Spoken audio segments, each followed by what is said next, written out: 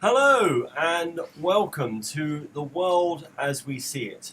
My name is Lloyd Hobart Mitchell and I'm the ordinand. I'm an ordinand with the St George's congregation here in Pattaya in Thailand.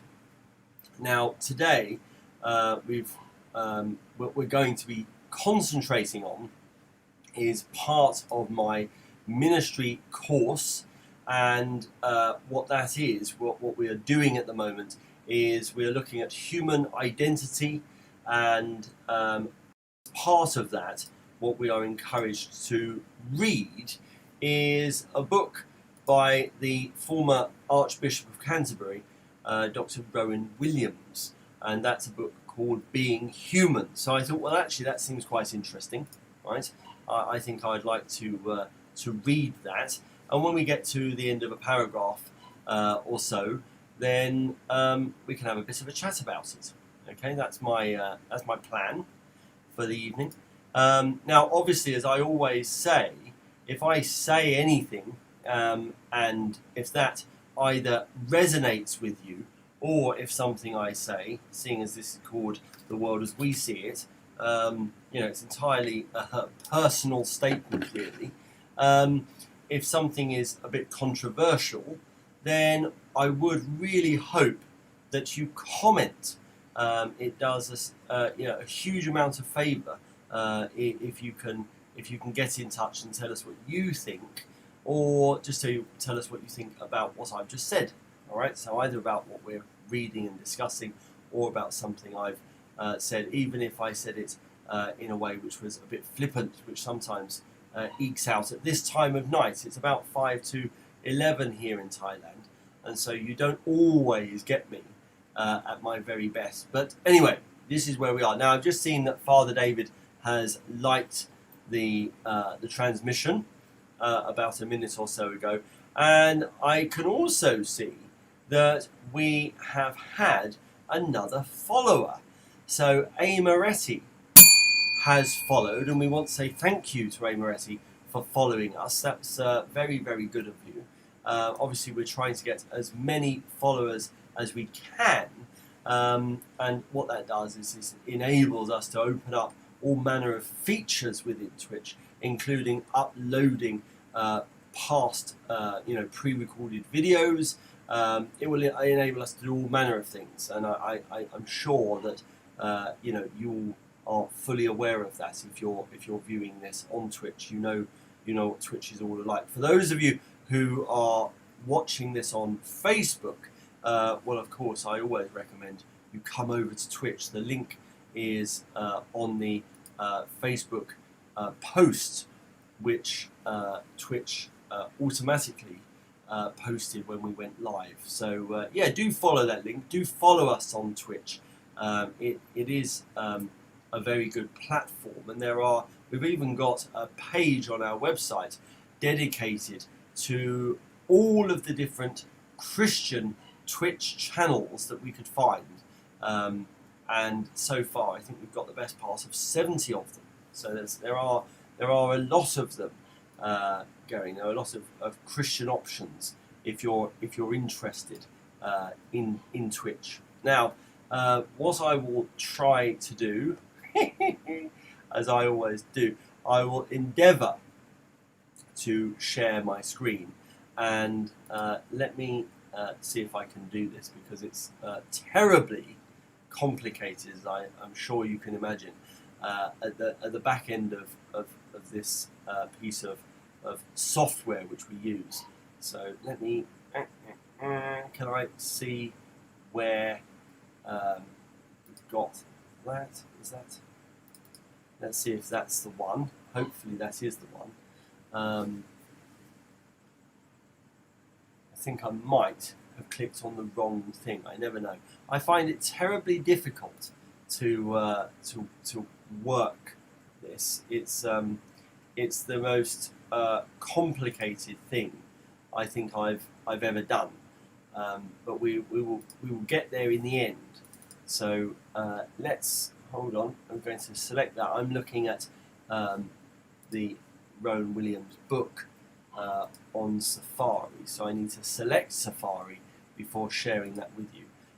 Now, I tried a couple of weeks ago, I tried to get all of this sort of thing set up before I even came online, and it went beautifully wrong. So I don't really trust it. So I tend to have to do it in real time, and then we tend to get more success that way. Let me just navigating down to Safari. Is that going to let me? Ah, yes. Here we are. Oh, no. Okay, it's very complicated. I've clicked on the wrong thing. Or at least I'm demonstrating to you that I'm very human, right? I'm not some sort of slick professional. You're dealing with a real person. Bear with me, and I can see being human, and let's click on that. Can we select that? Is it going to let me? I think it will this time. I think we're going to be there. So yeah, there we are. That's done, and I think I should be able, in theory, I should be able to go to Safari and just click there, and I think that's going to show you the book. We should see a page that says Introduction. Introduction? Yes, we are! Look at that! I mean, I feel quite smug now. So I doubted myself, but I now feel rather smug. So this is the beginning of the book, Being Human, by Dr. Rowan Williams. And we're going to start from the introduction. And it says, this book completes a sort of unintended trilogy following earlier books, Being Christian and Being Disciples.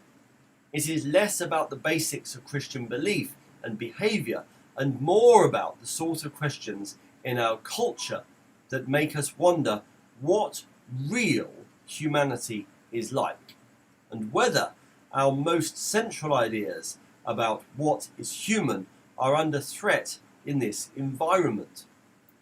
As these chapters suggest, there are grounds for being a bit concerned about our current models of human life and human well-being. No need to panic. But if we are to think and act in a way that helps to make the world more rather than less human and humane, we need more clarity than our culture usually gives us as to what we think is more human. So the chapters of this book examine some sources of contemporary confusion and outline some of the characteristics that we might look for in human lives when they are in touch with or aligned with the grace and joy of what is ultimately true, with God and with the will of God, as Christians would say. So I think that paragraph is very, very good. I happen to work online most of the day, all day long, and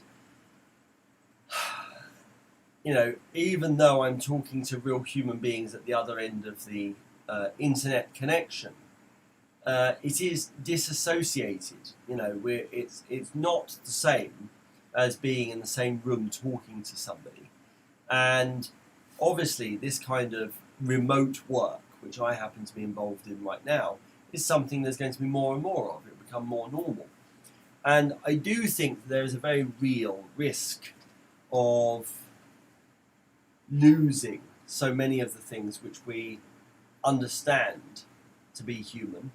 And I also think as the media works to somehow segregate us into groups which either look up at those people who are supremely wealthy in the world, or to look down upon those people who have less than us.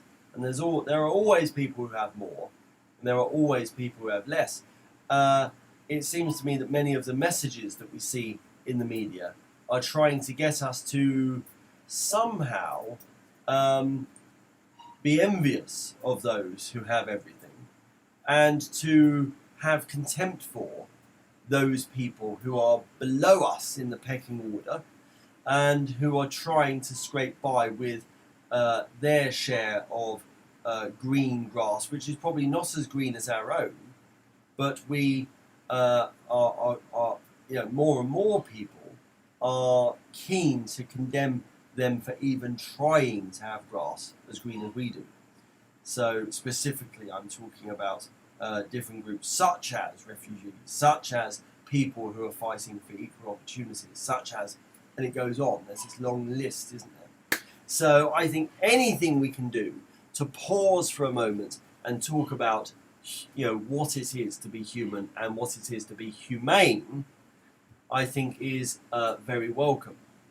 It says these pieces are a bit more demanding in some ways than most of the shorter talks collected in earlier books. So it may help to give a quick sketch of each chapter to draw out the main arguments. Chapter 1 looks at the question of what we understand by being conscious and self-conscious. A lot of popular scientific literature these days encourages us to think of the mind as a machine or the brain as a computer or whatever. But it's impossible to think constantly about being conscious without reference to our locality in a material world, without a sense of narrative, the story of a self, and without factoring in our relationships and our language. Excellent. I can't wait to read chapter 1. Yes, very interesting, as we are forced into these kind of silos of individualism and identity, where we are having less human contact, especially in a kind of post-COVID world. I don't know if we're ever going to be in a post-COVID world, but we've all just so many of us have survived this COVID pandemic, and I wonder what the world's going to be like in the future. I wonder what the world, I wonder what the post-COVID world will be like, and I can't help but think that some of those things which we've had to live with to deal with COVID are actually going to be carried on for many, many years to come. Now, whether that's mask wearing or whether it's having a social distance, which I think is a tragedy, right? People not willing to shake hands when they first meet. And I understand the pragmatics of it. Of course I do. Don't be silly. But I do think the quicker if we were able to get back into some sense of normality, the better. I think, culturally in England at least, shaking hands is essential. It's part and parcel of meeting someone, getting to know someone, and with some people, not all for sure, but with some people, just the handshake tells you quite a lot about the person, right? It's I think terribly interesting how a handshake really does mirror a person's personality, regardless of what they're saying, regardless of how they present. It's very interesting, the psychology of the handshake. Some folk, a bit like President Trump, will try to crush a man's hand. Other people, actually, it's like grasping a piece of soggy, wet lettuce. And so it's very interesting, isn't it? And obviously these are cultural norms which have been living with us for hundreds of years. So I think to just lose all of these things is actually to throw the baby out with the bathwater. I think we are losing part of our humanity, and I'm very keen that we get back to that. Anyway, in any event, let's carry on reading. So what is a person in the light of all this? Chapter 2 tries to suggest some answers. A person is not simply another object, and not something whose presence or absence we can decide just by applying a set of objective criteria. Persons are more than individuals. They are both spiritual and material, and their uniqueness is fulfilled in community, not in isolation and total independence. Well, that's just resonating with what I've just said. This notion of I get the idea of individualism.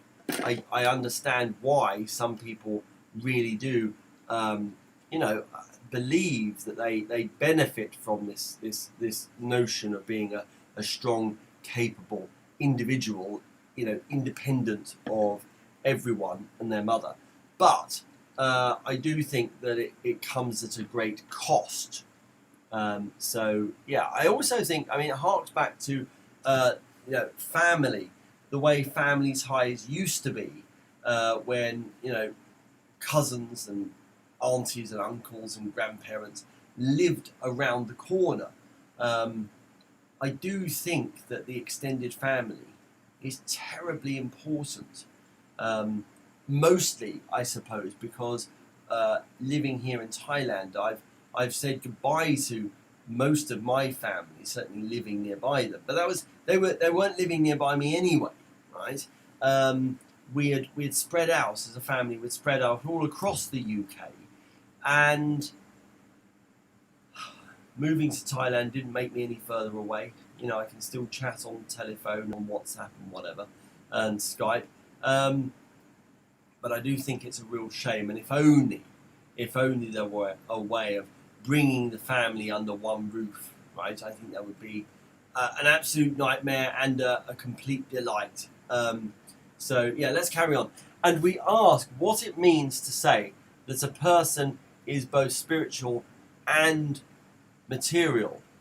We are in the territory covered by chapter 3, which looks at body-mind relations in the light of some of the recent scientific discussions of left brain and right brain functions, and the complex role of the body in what we call thinking.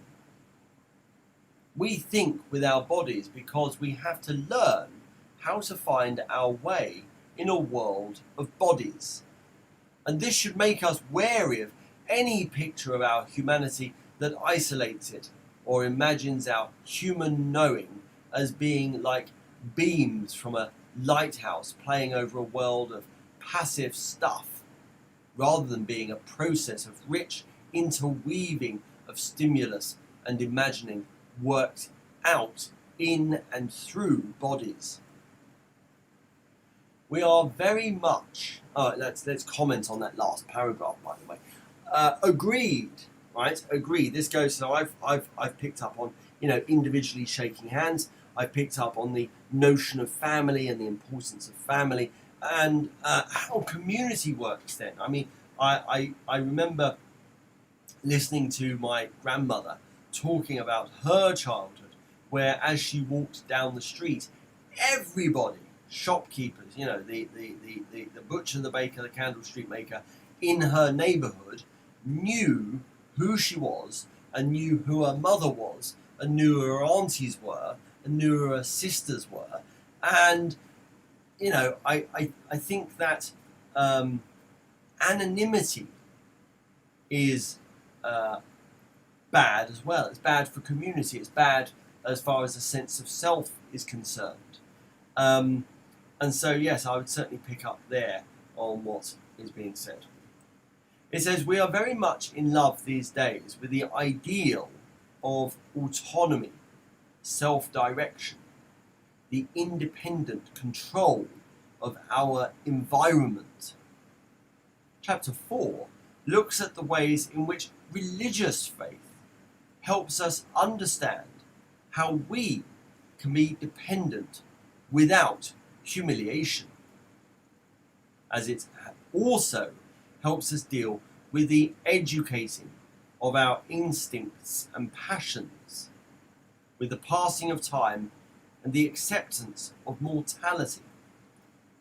Part of the good news that faith offers is the realization that learning to depend on God and to live with, not in opposition to, our limits in time and the body is something that increases our freedom rather than reduces it. And it's so true, isn't it? It's so true. So it's, realizing that learning to depend on God and love with our limits in time and the body is something that increases our freedom. Because it's quite funny, isn't it? As soon as one accepts, this goes back to what we were reading in Tillich about being finite in an infinite universe. Creation is infinite. We are not. We are, for most of us, 70. Some, if they're lucky, some more. Some, if they're less lucky, less. And as soon as you just accept that, death is the great leveler, isn't it? It's, I know we say flippantly, death and taxes, but death really is, once you've completely accepted one's own demise, whenever that's going to be, then you're not worried about it as much. It's going to happen. There's nothing we can do about it. We're all going to die.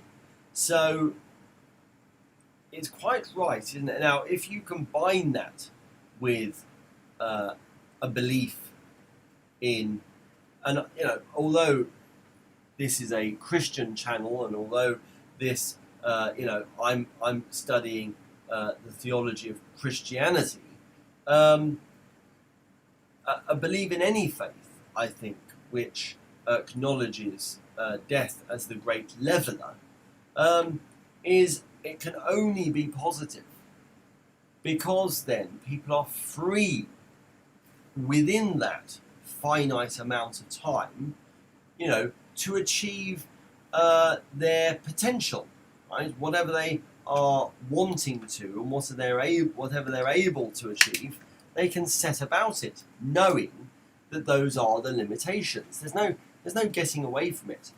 We're not going to live forever.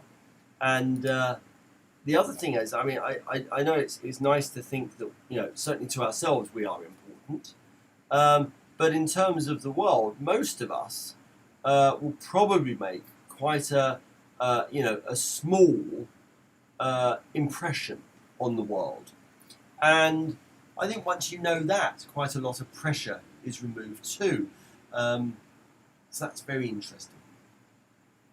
Let's carry on. And this means that in our life and our prayer, we do not have to be afraid of letting go of the need to be in charge, to be explaining and organising all the time.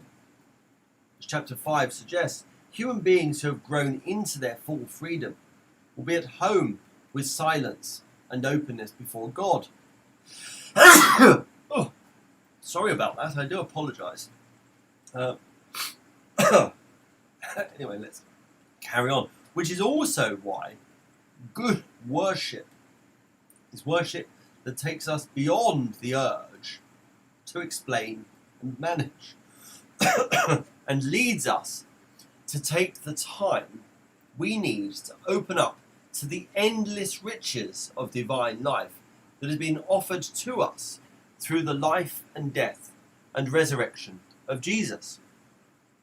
In fact, we are brought back to belief again, to the conviction, and to understand properly what our humanity really is. We need to look at Jesus. The book ends with a sermon about the ascension of Jesus as a sign that all the diverse aspects of human experience, including its darkest moments, are capable of being taken up and transfigured in the action of Jesus Christ. So I think this is it. This is where folk really have to commit, right? And I think that as soon as you're able to accept that, in the story of Jesus' life, death, and resurrection, there is an answer to so many of the questions that individuals have. Very often, the answer is you don't need to answer that question. You don't need to anymore. Come on, just move on now, right? And that's not in any way to suggest that folks shouldn't have an inquiring mind, but just if these are questions which have been asked before and answered 1,000 times before, just read a book. You don't have to do it all yourself. Just read some books, and the answers are there. And actually, there's one book in particular which I think most godly people will urge somebody to read if they have questions, because most of the answers are there if you are willing to look.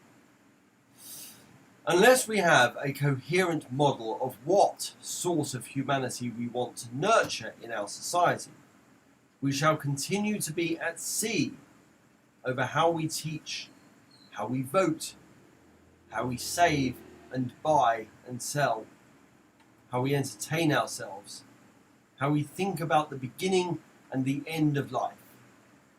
This little book will not provide once and for all answers to the various questions this involves.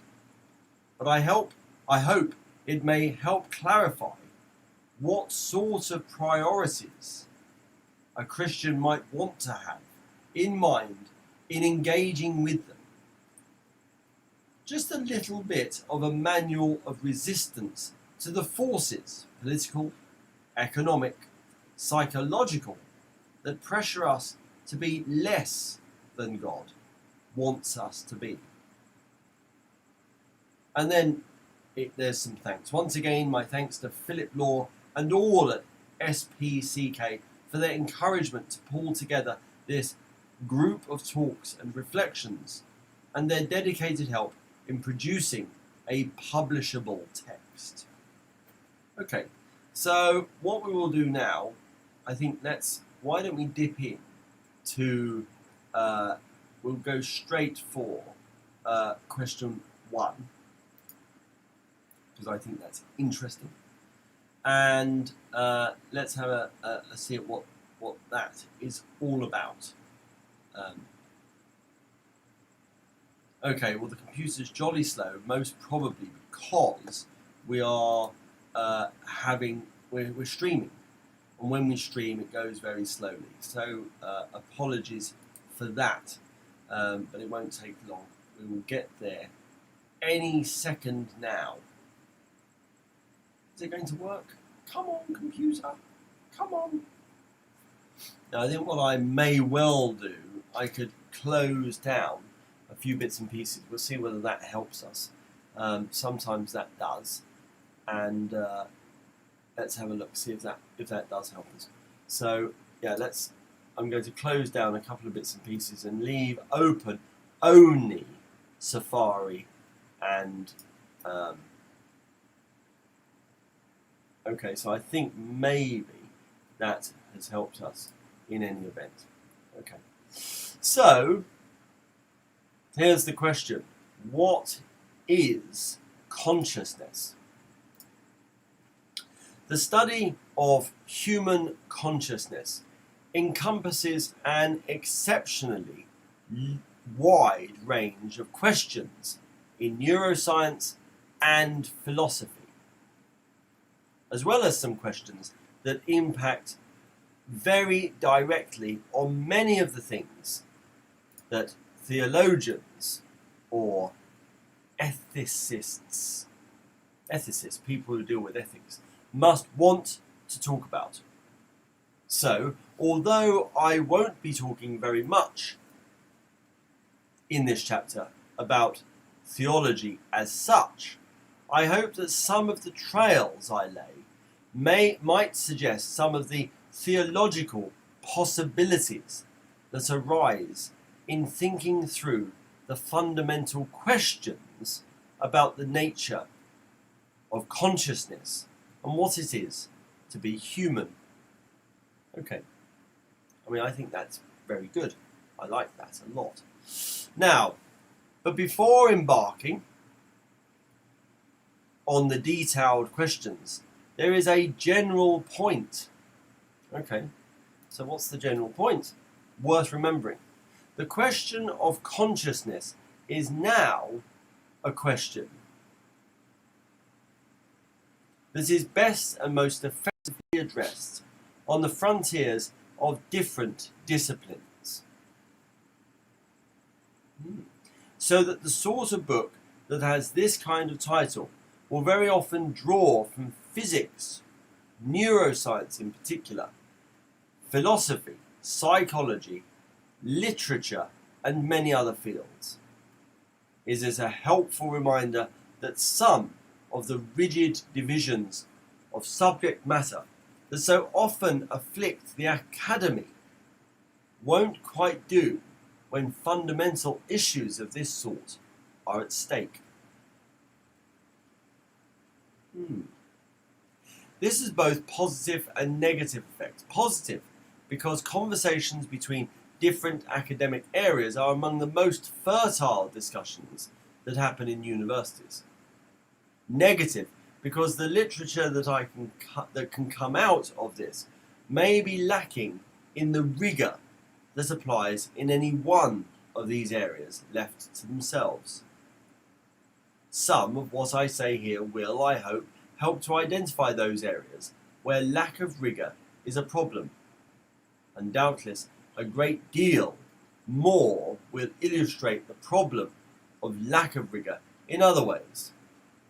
But I think it is worth beginning by remembering ourselves of this very significant fact in the current intellectual climate.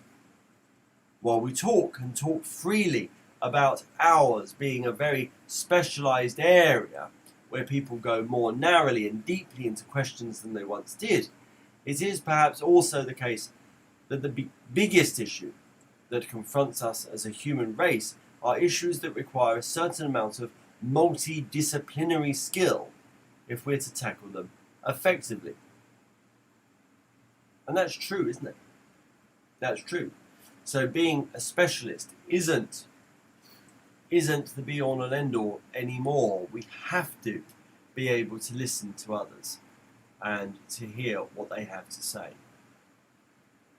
Okay. Now, I'm just aware that I've been chatting or reading and chatting for about half an hour. Now, what I'm thinking of doing is, I think we could come back to Is the Mind a Machine? We can come back to that tomorrow. And I think that would be worthwhile, because the reason why is because I'm just feeling a little bit jaded.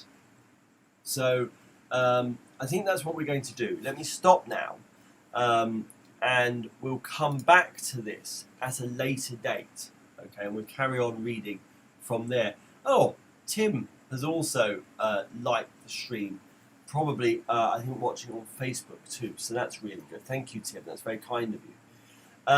Now, what I will do, I need to tell you also that normally I get my prayer for the day from the Church of England Facebook group, and today they haven't published one, which was a bit of a shame. So yeah, we're not going to have a little collect after the Lord's Prayer. We're going to finish with the Lord's Prayer today. So that's a bit of a shame, but there we are. This is life. We can't always do what we would like to do, right? But in any event, what I will do, I will say to you, look, we are going to be saying the Lord's Prayer. If this is not your cup of tea, then you don't have to join in. In any event, I do encourage you to put down your phone and stop what you're doing at the moment, and just join us in terms of time and space. Join us in terms of,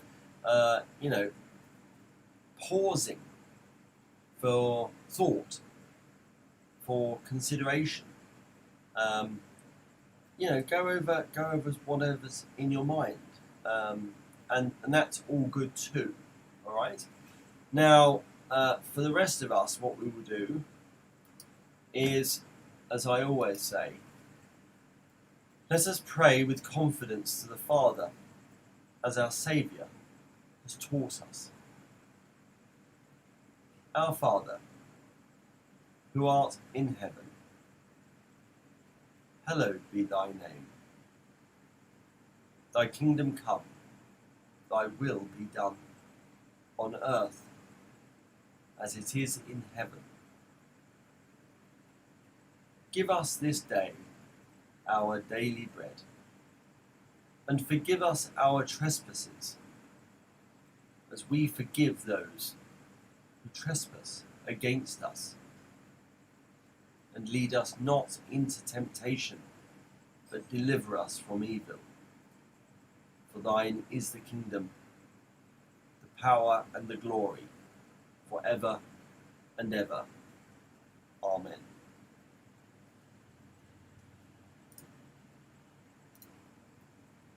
So we don't have the benefit of the prayer for the day from the Church of England, which is a bit of a shame, because I do like reading those. We could have repeated the one yesterday, I suppose, but it's not the prayer for the day. That was yesterday's one. So I've made an executive decision, and we've moved on. And I hope that they will start producing some more. Otherwise, I'm going to have to find an alternative supplier.